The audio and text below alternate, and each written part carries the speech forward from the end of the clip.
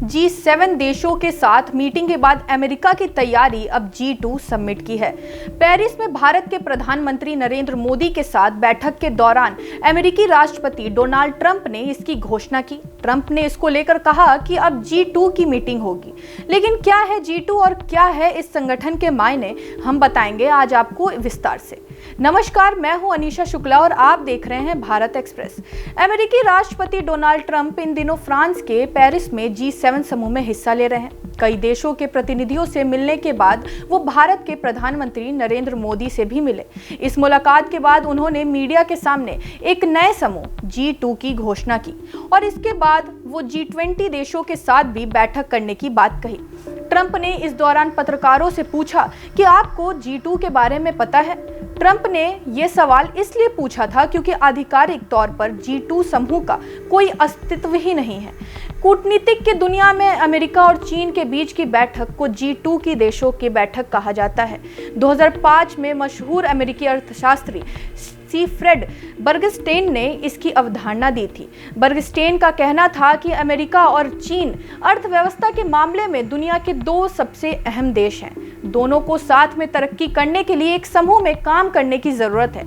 G2 की बैठक आखिरी बार दक्षिण कोरिया में हुई थी। हालांकि उस वक्त बैठक को लेकर सिर्फ अमेरिकी राष्ट्रपति डोनाल्ड ट्रंप ने प्रतिक्रिया दी थी। चीन ने G2 बैठक पर कुछ नहीं कहा था।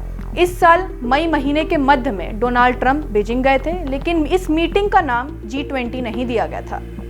चीन के राष्ट्रपति शी जिनपिंग सितंबर 2026 में बीजिंग जाने वाले हैं। इसको लेकर माना जा रहा है कि अमेरिका इस बैठक को G2 नाम दे सकता है। वहीं इसको लेकर दिलचस्प बात यह है कि इस समूह का ना कोई दफ्तर है और ना ही समूह के बारे में किसी आधिकारिक दस्तावेज में कुछ जिक्र है। दक्षिण एशिया में चीन की तरह भारत भी एक प्रमुख और मजबूत देश है। चीन और भारत को प्रतिद्वंदी देश भी माना जाता है। अब तक चीन और अमेरिका के रिश्ते ठीक नहीं रहे हैं, जिसका फायदा भारत को मिलता रहा है। दक्षिण एशिया में चीन को शांत करने के लिए अमेरिका और भारत ने मिलकर क्वाड का गठन किया था। पिछले महीने ही नई दिल्ली में क्वाड की मीटिंग हुई थी।